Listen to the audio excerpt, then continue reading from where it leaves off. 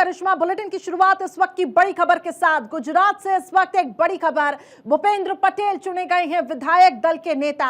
इस वक्त की बड़ी खबर आपको बता रहे हैं, भूपेंद्र पटेल चुने गए हैं विधायक दल के नेता। 2 बजे करेंगे राज्यपाल से मुलाकात। इस वक्त की बड़ी खबर, विधायक दल की बैठक बीजेपी दफ्तर में गांधीनगर में चल रही थी और अपडेट ये कि बैठक खत्म, भूपेंद्र पटेल चुने गए हैं विधायक दल के नेता। 2 बजे अब राज्यपाल से मुलाकात करेंगे। हालांकि पहले से ही यह तय था कि जो सीएम का चेहरा होगा वो भूपेंद्र पटेल ही होंगे और इसको लेकर तैयारियां तेज हो चुकी हैं। शपथ ग्रहण समारोह को लेकर भी अपडेट अब यह है कि विधायक दल के नेता भूपेंद्र पटेल सहमति के साथ, मेजॉरिटी के साथ चुने गए हैं और 2 बजे अब वो राज्यपाल के साथ मुलाकात करेंगे। लेकिन इन सब के बीच बीजेपी की ऐतिहासिक जीत जो हुई है, सबकी नजरें उस पर टिकी हुई है। एक प्रचंड बहुमत के साथ बीजेपी ने सरकार बनाई है। प्रधानमंत्री नरेंद्र मोदी के नेतृत्व में प्रधानमंत्री नरेंद्र मोदी और गृह मंत्री अमित शाह ताबड़तोड़ कैंपेनिंग में जो जुटे और इसका कहीं ना कहीं फायदा बीजेपी को पहुंचा। निश्चित तौर पर सीएम भूपेंद्र पटेल की कार्यशैली से सभी लोग प्रभावित भी हुए हैं और यही वजह है कि दोबारा सीएम के लिए सीएम भूपेंद्र पटेल को ही चुना गया है। लेकिन अपडेट अभी तक ये है, विधायक दल की बैठक खत्म, भूपेंद्र पटेल चुने गए हैं विधायक दल के नेता और 2 बजे राज्यपाल से मुलाकात करेंगे।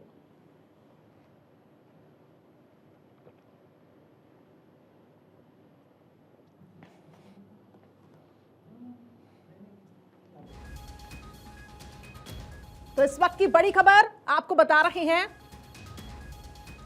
भूपेंद्र पटेल चुने गए हैं विधायक दल के नेता। इस वक्त की बड़ी खबर, 2 बजे राज्यपाल से मुलाकात करेंगे भूपेंद्र पटेल।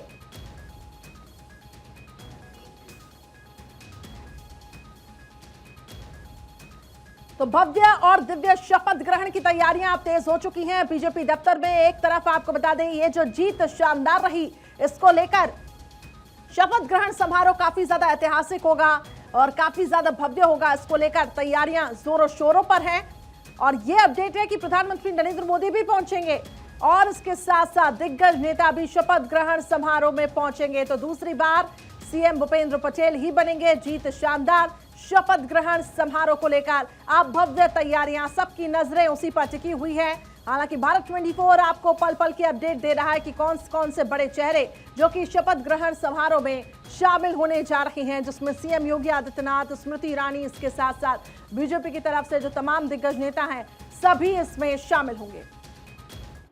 आगे बढ़ते हैं, एक बड़ी खबर के साथ आगे बढ़ते हैं। तरनतारन में जो रॉकेट हमला हुआ, इसको लेकर अब आपको बता दें लगातार प्रतिक्रिया सामने आ रही है। तरनतारन में रॉकेट हमले का ये पूरा मामला, आतंकी गुरपतवंत सिंह पन्नू ने इसकी जिम्मेदारी ली है। इस वक्त की बड़ी खबर, खालिस्तानी आतंकी है गुरपतवंत सिंह पन्नू और उसने इसकी जिम्मेदारी ली है। तो पंजाब को दहलाने की जो साजिश रची जा रही थी, आखिरकार उसका जो मास्टरमाइंड है वो सामने आ चुका है और खुद आतंकी गुरपतवंत सिंह पन्नू ने इसकी जिम्मेदारी ली है। खालिस्तानी आतंकी है गुरपतवंत सिंह पन्नू और उसने इसकी जिम्मेदारी ली है इस पूरे हमले की। हालांकि आपको बता दें कि जिस तरीके से रॉकेट हमले से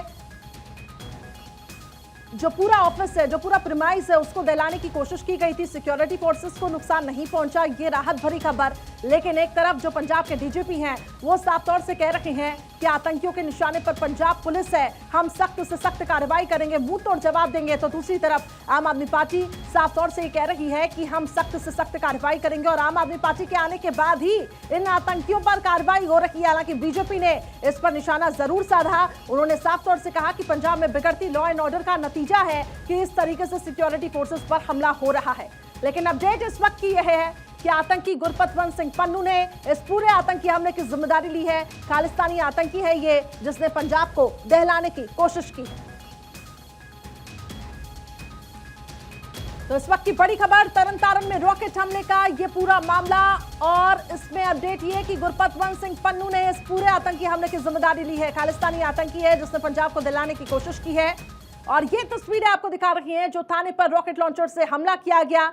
हालांकि पुलिस फोर्सेस को नुकसान नहीं पहुंचा है, लेकिन जो डीजीपी हैं वो साफ तौर से कह रही हैं कि इन आतंकियों के निशाने पर पंजाब पुलिस है और तभी इस तरीके के हमले हो रहे हैं। लेकिन इनको मुंह तोड़ जवाब हम देंगे, कार्रवाई सख्त से सख्त करेंगे। आम आदमी पार्टी की तरफ से भी साफ तौर से ये कहा गया और दिल्ली के मुख्यमंत्री अरविंद केजरीवाल ने यह तक कहा कि आम आदमी पार्टी के बाद आने से, आम आदमी पार्टी के आने से ही इन आतंकियों पर सख्त कार्रवाई हो रही है और जो पुरानी पार्टियां इनको संरक्षण दे रही थी, उनके जो हम ये कह सकते हैं मंसूबे हैं वो कामयाब नहीं होने देंगे और इन आतंकियों पर सख्त से सख्त कार्रवाई करेंगे। लेकिन इन सब के बीच खालिस्तानी आतंकी गुरपतवंत सिंह पन्नू ने इस पूरे आतंकी हमले की जिम्मेदारी ली है।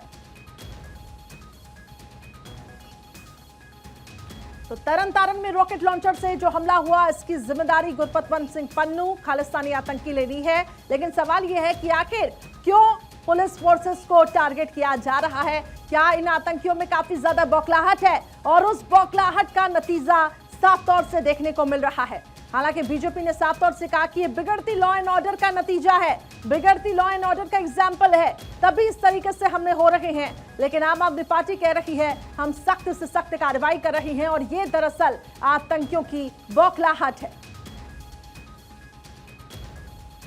हालांकि हमले के बाद सिक्योरिटी फोर्सेस अलर्ट मोड पर है, जगह जगह चेकिंग अभियान भी चल रहा है। लेकिन पंजाब को दहलाने की जो साजिश रची जा रही है, तरन तारण वो इलाका जो कि सीमा से सटा हुआ है और इसलिए काफी ज्यादा संवेदनशील माना जा रहा है और यही वजह है कि इसको लेकर कोई ढिलाई नहीं बरती जा रही है। गुरपतवंत सिंह पन्नू जिसने इस आतंकी हमले की जिम्मेदारी ली है, दो तस्वीरें फिलहाल आपके सामने। जब हमला हुआ उसके बाद वो तस्वीर जहां पर थाने को निशाना बनाया गया, रॉकेट लॉन्चर से हमला किया गया और ये सीधी तस्वीर आपको दिखा रहे हैं हमले के बाद की। दूसरी तरफ पंजाब पुलिस एक्शन मोड में, लगातार सिक्योरिटी फोर्सेस में इजाफा कर लिया गया है और ये जो हमले के बाद जो हथियार, जो वेपन्स बरामद भी हो रही हैं उसको लेकर भी जांच चल रही है। लेकिन रॉकेट लॉन्चर से जो हमला हुआ है उसको लेकर दरअसल आपको बता दें अब पंजाब पुलिस जो है वो अलर्ट मोड पर आ गई है।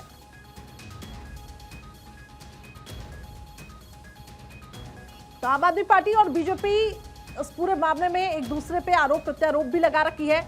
एक तरफ आम आदमी पार्टी जिसका साफ तौर से ये कहना कि पुरानी पार्टियों के संरक्षण से जिन आतंकियों पर कार्रवाई हो रही है यही वजह है कि उन आतंकियों में बौखलाहट है, तो दूसरी तरफ बीजेपी ये कह रही है कि ये बिगड़ती लॉ एंड ऑर्डर का एग्जाम्पल है और इस पूरे हमले की जिम्मेदारी गुरपतवंत सिंह पन्नू जो कि खालिस्तानी आतंकी है उन्होंने ली है। और देखिए तरन तारण में रॉकेट हमले से दरअसल पूरे इलाके में हड़कंप इस वक्त मचा हुआ है। पुलिस स्टेशन को जो निशाना बनाया गया वो तस्वीरें भी भारत 24 आपको दिखा रहा है।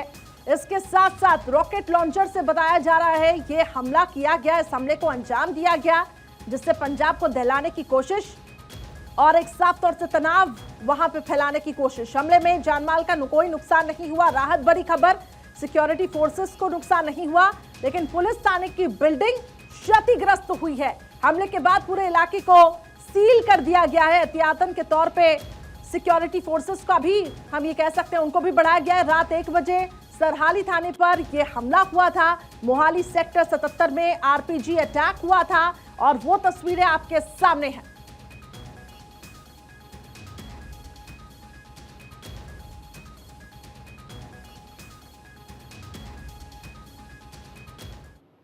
अब बात करते हैं रूस और यूक्रेन की। इन 24 तस्वीरों के माध्यम से आपको दिखाएंगे कि आखिर वॉर जोन में अब तक कहां तक इन दोनों देशों के बीच में तनातनी बढ़ी है। दुनिया में बड़ा न्यूक्लियर वॉर का खतरा, रूसी राष्ट्रपति पुतिन का बहुत बड़ा बयान, रूस अपनी जमीन सहयोगियों की रक्षा करेगा। रूस के न्यूक्लियर वेपन्स डेटेरेंस के लिए है। रूस की न्यूक्लियर तैयारी को लेकर चर्चा अब तेज हुई। न्यूक्लियर ब्रीफकेस के साथ दिखे पुतिन। किर्गिस्तान के बिश्केक पहुंचे पुतिन। यूरेशियन इकोनॉमिक समिट में लेंगे भाग। रूस ने किया फास्फोरस बम का इस्तेमाल, यूक्रेन आर्मी का रूसी सेना पर बड़ा हमला। एविडिका में यूक्रेनी सीलर्स को पर अटैक, यूक्रेन ने जारी किया हमले का वीडियो। युद्ध में बैन है फास्फोरस बम का इस्तेमाल। रूसी सेना ने तबाह किया यूक्रेनी एयरक्राफ्ट। रूसी एयरफोर्स के सुखोई 35 ने किया था टारगेट। रूसी एयरफोर्स लगातार कर रही है ऑपरेशन। रूसी सेना ने जारी किया सुखोई का एक्शन वीडियो। यूक्रेन भेजी जा रही है टैंकों की बड़ी खेप, रूसी सेना के लिए टैंकों की डिलीवरी। कजाकिस्तान के रेलवे स्टेशन से आया वीडियो, आलमेटी रेलवे स्टेशन से रवाना हुए टैंक। बाखमुट में रूस के भयंकर हमले जारी, रूसी सेना के हमले से बिल्डिंग तबाह हुई। हमले के बाद लगी बिल्डिंग में भीषण आग लगी, यूक्रेन ने जारी किया बिल्डिंग का वीडियो। यूक्रेन को फिर मिलिट्री मदद करेगा अमेरिका जल्दी जारी करेगा $275 मिलियन। हावित्सर के लिए गोला बारूद दिए जाएंगे। यूक्रेन को 80,000 गोले भेजेगा अमेरिका। रूसी ड्रोन के खिलाफ हाईटेक सिस्टम दिए जाएंगे। रूसी ठिकानों पर यूक्रेन का बड़ा हमला। अमेरिकी हिमार्स से दागे गए ताबड़तोड़ गोले। रूसी सेना के गोला बारूद गोदाम को टारगेट किया गया। यूक्रेन आर्मी ने जारी किया वीडियो। यूक्रेन के लिए गेम चेंजर साबित हो रहा रॉकेट सिस्टम। ज़ेपोरिजिया में यूक्रेन आर्मी का एक्शन जारी। रूसी मिलिट्री ट्रक को टारगेट किया गया। हमले में रूसी ट्रक के परखच्चे उड़े। यूक्रेन आर्मी ने जारी किया हमले का ड्रोन फुटेज। रूस के शॉपिंग सेंटर में भीषण आग लगी। 7,000 वर्ग मीटर में फैली शॉपिंग सेंटर में आग। मॉस्को रीजन में आग की चपेट में आया मॉल। वॉर शुरू होने के बाद रूस में हो रही ऐसी घटनाएं। एवडिव्का में यूक्रेन का बड़ा हमला। रूसी आर्म्ड व्हीकल को टारगेट किया गया। यूक्रेन आर्मी के लिए आर्टिलरी फायर। हमले में 2 रूसी मिलिट्री वाहन तबाह हुए। यूक्रेन आर्मी ने रूसी टैंक को तबाह किया और इसके साथ साथ 80वां असॉल्ट ब्रिगेड ने हमला किया। एंटी टैंक गाइडेड मिसाइल से हमला हुआ। यूक्रेन आर्मी का लुहांस्क पर पूरा फोकस। लुहांस्क में 2 रूसी टैंक तबाह हुए। यूक्रेन की 92 ब्रिगेड ने हमला किया। यूक्रेन ने जारी किया हमले का वीडियो। रूस और यूक्रेन के बीच नाटो में तनातनी बढ़ने के आसार। रूस ने चेतावनी दी है कि नाटो रूस से उलझने की कोशिश कर रहा है। नाटो के सहयोगी देश रूस से खेलने की कोशिश कर रहे हैं। युद्ध में रूस सुपरसोनिक क्रूज मिसाइल को बढ़ाने जा रहा है। रूस सुपरसोनिक क्रूज मिसाइल को 1000 किलोमीटर करने जा रहा है। अभी इन मिसाइलों की रेंज 300 किलोमीटर है। यूक्रेन रूस के बीच दनादन हमला जारी। दोनेत्स्क शहर में रूस का ताबड़तोड़ अटैक जारी। रूस ने यूक्रेन के शहरी इलाकों में जमकर गोलाबारी की। अमेरिका और नाटो की तमाम चेतावनी के बाद ब्लैक सी सागर तक रूस की आक्रामकता तेज हुई। रशियन आर्मी ने ब्लैक सी में हमला तेज कर दिया। ब्लैक सी में रूस ने मिसाइल से हमला किया। युद्ध शुरू होने के बाद 24 फरवरी से 4 अप्रैल तक रूसी सेना ने बूचा से सूमी तक नरसंहार किया। रिपोर्ट के मुताबिक रूसी सेना ने इन शहरों में लोगों का बेरहमी से कत्ल कर दिया था। रूस और यूक्रेन के बीच भीषण जंग जारी। खबर यह है कि ज़ेपोरिजिया में रूस किसी भी वक्त बड़ा अटैक कर सकता है। रूस ने न्यूक्लियर प्लांट में रॉकेट को भी तैनात कर दिया। नाटो के महासचिव जेंस ने दावा किया कि रूस कुछ दिनों के लिए युद्ध को रोकना चाहते हैं ताकि रूसी सेना नए प्लानिंग के साथ युद्ध को अंजाम दे। रूसी हमले में कीव और खार्किव तक लगातार अटैक जारी। हमले से दहशत में हैं लोग। अटैक से यूक्रेन के हथियारों को काफी नुकसान पहुंचा। रूस यूक्रेन युद्ध के बीच अमेरिका अब रूस पर प्रतिबंध लगाने जा रहा है। अमेरिका का मानना है रूस सस्ते ईरानी ड्रोन से हमला ही नहीं कर सका है बल्कि यूक्रेन के लोगों पर अत्याचार कर रहा है। रूसी मिसाइल से यूक्रेन के कई शहरों को तबाह किया गया। टैंकों से भी रूस लगातार कर रहा है अटैक। हमले में यूक्रेन को काफी नुकसान पहुंचा। यूक्रेन आर्मी का लाइट MLRS से अटैक। BM-8 से ताबड़तोड़ फायर। रैप्टर ट्रक से 80 mm के रॉकेट्स फायर।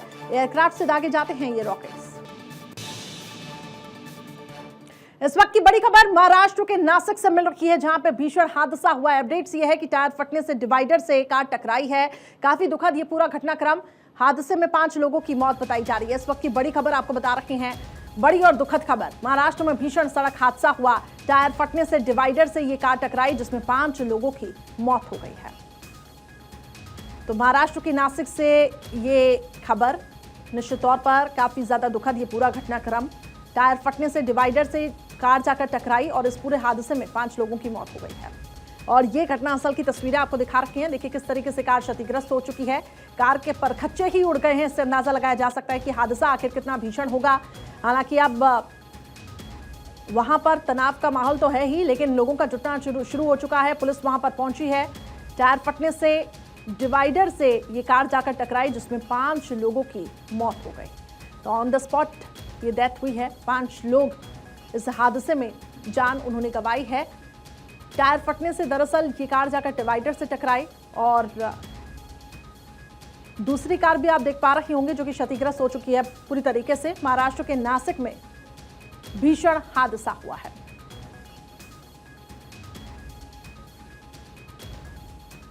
चलिए अब आगे बढ़ते हैं, आपको दिखाते हैं देश और दुनिया की तमाम बड़ी खबरें फटाफट अंदाज में। तरनतारन में रॉकेट हमले का मामला सामने आया। आतंकी गुरपतवंत सिंह पन्नू ने जिम्मेदारी ली। खालिस्तानी आतंकी है गुरपतवंत सिंह पन्नू। तरनतारन में आरपीजी अटैक का बड़ा खुलासा हुआ। 2 अज्ञात युवकों ने आरपीजी अटैक किया था। पंजाब के डीजीपी सरहाली घटनास्थल के लिए रवाना। तरनतारन में रॉकेट हमले पर खुलासा हुआ। हमले के वक्त थाने में 9 पुलिसकर्मी मौजूद थे। आतंकी एंगल से भी हमले की हो रही है जांच। तरनतारन आतंकी हमले पर सूत्रों के हवाले से इस वक्त की बड़ी खबर। अटैक के पीछे खालिस्तानी आतंकियों का हाथ। आईएसआई के इशारे पर घटना को अंजाम दिया गया। पंजाब के तरनतारन में रॉकेट लॉन्चर से अटैक हुआ। पुलिस स्टेशन को बनाया गया निशाना। रात 1 बजे हमला हुआ। तरनतारन के सरहाली थाने पर हुआ हमला। पुलिस स्टेशन की बिल्डिंग को पहुंचा नुकसान। थाने पर रॉकेट लॉन्चर से अटैक हुआ। पूरे इलाके को सील कर दिया गया। यही वजह है कि कुख्यात गैंगस्टर हरविंदर सिंह उर्फ विंदा का पैतृक घर माना जाता है। आशंका यह भी जताई जा रही है कि डायरेक्ट हिट एंड रन होने की वजह से हमले का असर कम हो रहा है। मोहाली में पंजाब इंटेलिजेंस के ऑफिस में यह हमला हुआ था और इसी तरीके से ठीक अटैक हुआ था। पंजाब के तरनतारन में थाने पर रॉकेट हमले पर बीजेपी ने पंजाब सरकार को घेरा। कहा हमला बिगड़ती लॉ एंड ऑर्डर का नतीजा। तरनतारन में हमले के बाद सुरक्षा को पुख्ता कर दिया गया। जगह जगह पर चेकिंग अभियान चलाया जा रहा है। लोगों से की जा रही है पूछताछ। पंजाब अटैक पर बोले अरविंद केजरीवाल, जो घटना सामने आई है उसके खिलाफ सख्त से सख्त कार्रवाई की जाएगी। मध्य प्रदेश के बैतूल में जिंदगी की जंग हार गया तन्मय। 84 घंटे से ज्यादा चला रेस्क्यू ऑपरेशन। बताया जा रहा है कि रात 2:30 बजे एनडीआरएफ ने शव बाहर निकाला। 6 दिसंबर की शाम तन्मय बोरवेल में गिरा था। मध्य प्रदेश की शिवराज सरकार अब देगी आर्थिक सहायता। बैतूल के मृतक तन्मय के परिवार को 4 लाख रुपए की सहायता। तमिलनाडु आंध्र प्रदेश में चक्रवात मैंडूस की दहशत। आधी रात के बाद से उत्तर तमिलनाडु और श्रीहरिकोटा के तट पर यह तूफान पार करेगा। तटीय इलाकों में जोरदार बारिश। तूफान कमजोर पड़ने के कारण बड़ा खतरा टल गया, लेकिन एहतियातन मौसम विभाग ने अलर्ट जारी किया। मैंडूस तूफान को देखते ही तमिलनाडु के 28 जिलों और पौंडीचेरी के स्कूल कॉलेज बंद हुए। एनडीआरएफ एसडीआरएफ समेत सभी सुरक्षा और आपदा प्रबंधन एजेंसियां अलर्ट मोड पर। गुजरात में सरकार बनाने की कवायद अब तेज हुई। भूपेंद्र पटेल को चुना है विधायक दल का नेता। दूसरी बार सीएम बनेंगे भूपेंद्र पटेल। 2 बजे करेंगे राज्यपाल से मुलाकात। बैठक में राजनाथ सिंह, बीएस येदियुरप्पा और अर्जुन मुंडा शामिल। 12 दिसंबर को गुजरात के नए मुख्यमंत्री लेंगे शपथ। दोपहर 2 बजे गांधीनगर सचिवालय हेलीपैड मैदान में होगा शपथ ग्रहण समारोह। शपथ ग्रहण को लेकर तैयारियां तेज। भव्य होगा गुजरात के मुख्यमंत्री का शपथ ग्रहण। बीजेपी शासित मुख्यमंत्री को भेजा गया न्योता। योगी आदित्यनाथ, हेमंत बिस्वा, प्रमोद सावंत, देवेंद्र फडणवीस, एकनाथ शिंदे होंगे शामिल। कई केंद्रीय मंत्री रहेंगे शामिल। हिमाचल प्रदेश से सूत्रों के हवाले से इस वक्त की बड़ी खबर। प्रतिभा सिंह ने किया अग्निहोत्री का समर्थन। मुकेश को सीएम बनाने के पक्ष में प्रतिभा सिंह। हिमाचल में सीएम पद के लिए कई नामों पर चर्चा अब तेज हुई। रेस में मुकेश अग्निहोत्री, सुखविंदर सिंह और प्रतिभा सिंह का नाम शामिल। हिमाचल में विधायक दल की बैठक में एक लाइन का प्रस्ताव पास। आलाकमान करेगा सीएम के नाम का फैसला।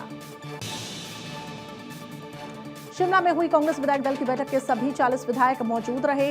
भूपेश बघेल, भूपेंद्र सिंह हुड्डा रहे पर्यवेक्षक। विधायकों से 1-to-1 राय जानी। कांग्रेस विधायक दल की बैठक के बाद प्रेस कॉन्फ्रेंस। राजीव शुक्ला ने कहा कि सभी विधायकों ने एक मत से फैसला लिया। विधायकों में कोई भेदभाव नहीं। हिमाचल में कांग्रेस विधायक दल की बैठक से पहले हंगामा हुआ। प्रतिभा सिंह के समर्थकों ने हंगामा किया। हंगामे के बीच प्रतिभा सिंह का बयान आया सामने। कहा पार्टी में कोई गुटबाजी नहीं है। आलाकमान जो जिम्मेदारी देगा वो निभाएंगे। हिमाचल में लगातार 5वीं बार विधायक बने मुकेश अग्निहोत्री की पत्नी पैदल तीर्थ यात्रा पर निकली और इसके साथ साथ चिंतपूर्णी माता ज्वालाजी और बगलामुखी मंदिर की करेंगी दर्शन और हर बार जीत पर पैदल जाती हैं दर्शन करने। मुंबई नागपुर एक्सप्रेसवे के पहले चरण का काम हो गया पूरा। एक्सप्रेसवे का एक बड़ा हिस्सा बनकर तैयार हुआ। 11 दिसंबर को प्रधानमंत्री एक हिस्से का उद्घाटन करेंगे। उत्तर प्रदेश के मुख्यमंत्री योगी आदित्यनाथ का जनता दर्शन। गोरखपुर में सीएम ने सुनी लोगों की समस्याएं। कल वाराणसी के दौरे पर रहेंगे यूपी के मुख्यमंत्री योगी आदित्यनाथ। निकाय नगर निकाय चुनाव से पहले योगी आदित्यनाथ की विशाल जनसभा। आजमगढ़ में राष्ट्रीय उलेमा काउंसिल के राष्ट्रीय अध्यक्ष मौलाना आमिर रशादी का सार्वजनिक जगह पर नमाज पढ़ने का वीडियो आया सामने। हिंदू जागरण मंच ने पुलिस को ट्वीट करते हुए कार्रवाई की मांग की। फरार चल रहे अनुराग भदौरिया की बड़ी मुश्किलें, घर पर कुर्की का नोटिस चस्पा हुआ। सीएम योगी पर अभद्र टिप्पणी का पुराण। बुलंदशहर में सिकंदराबाद में जेएसपीजी डिग्री कॉलेज स्टाफ में हिजाब में छात्राओं को कॉलेज में दाखिल होने से रोका गया। हाल ही में कॉलेज में लागू किया गया था ड्रेस कोड। उत्तर प्रदेश के फतेहपुर में हिंदू लड़की को अगवा कर धर्मांतरण कराने का आरोप। पुलिस ने मौलवी सहित 2 अभियुक्तों को गिरफ्तार किया। दिल्ली के इंदिरा गांधी इंटरनेशनल एयरपोर्ट पर यात्रियों का हंगामा। सुरक्षा जांच में देरी से भड़के यात्री। कम सुरक्षा काउंटर्स के कारण यात्री हुए परेशान। हंगामा टर्मिनल 3 का पूरा मामला। दिल्ली के जहांगीरपुरी में भीषण आग लगी। जहांगीरपुरी की झुग्गियों में भीषण आग लगी। आग लगने से कई लोग बेघर। बिहार के लखीसराय में भीषण सड़क हादसा हुआ। ट्रक और स्कॉर्पियो के बीच टक्कर हुई। 2 लोगों की मौत हुई। बालू से लदा ट्रक अनियंत्रित होकर स्कॉर्पियो से टकराया। महाराष्ट्र के नासिक में भीषण हादसा हुआ। टायर फटने से डिवाइडर से टकराई कार। हादसे में 5 लोगों की जान गई। देश को मिला 69वां जांबाज युवा सैन्य अफसर। गया के ऑफिसर्स प्रशिक्षण एकेडमी में पासिंग आउट परेड का आयोजन। 69वें जेंटल कैडेट हुए पास आउट। बिहार के मुजफ्फरपुर में नाबालिग को बंधक बनाकर गैंग रेप किया गया। चाकू के बल पर घटना को अंजाम दिया गया। वारदात को अंजाम देने के बाद आरोपी फरार। पुलिस जांच में जुटी। उत्तर प्रदेश के मथुरा जिले में कोर्ट ने एक किशोरी की दुष्कर्म के बाद हत्या के आरोपी को मौत की सजा सुनाई।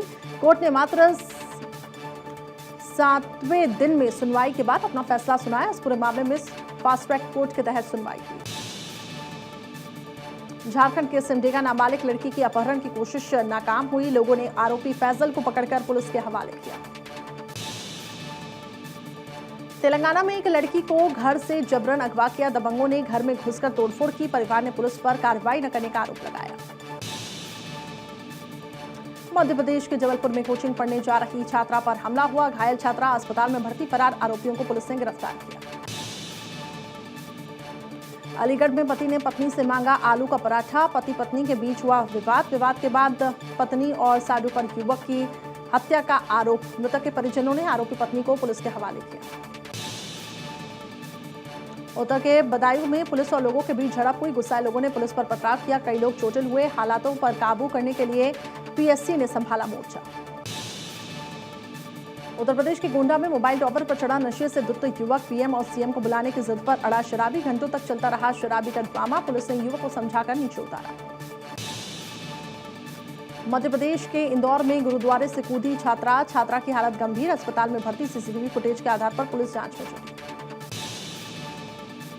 नवई मुंबई में उस वक्त बवाल हुआ जब एक शादी समारोह में लड़की को धक्का देने को लेकर 2 गुटों में बवाल हुआ। इसी दौरान जमकर मारपीट भी हुई। मध्य प्रदेश के देवास में पिता ने अपने बेटे की हत्या कर दी। पुलिस ने आरोपी पिता को गिरफ्तार कर सलाखों के पीछे भेजा। बताया जा रहा है पिता ने अपने बेटे की हत्या कर लाश को गड्ढे में फेंक दिया था। तेलंगाना के रंगारेड्डी जिले में फिल्मी स्टाइल में महिला डॉक्टर का किडनैप हुआ। लड़की की सगाई से पहले किडनैपर से अपहरण किया। विरोध करने पर जमकर हुई मारपीट। घर में लगाई गई आग। बिहार के पटना में विवाहिता ने फांसी लगाकर आत्महत्या की। परिजनों ने 112 नंबर पर पुलिस को जानकारी दी। मौके पर भारी पुलिस फोर्स तैनात। मुंबई से सटे उल्लासनगर में पुरानी रंजिश में युवक पर धारदार हथियार से हमला हुआ। पुलिस ने 4 लोगों के खिलाफ मामला दर्ज किया। दिल्ली पुलिस ने रणदीप भाटी गैंग के 2 बदमाशों को गिरफ्तार किया। 5 पिस्तल और 44 कारतूस बरामद किए। गैंगस्टर रणदीप भाटी इस समय जेल में बंद है।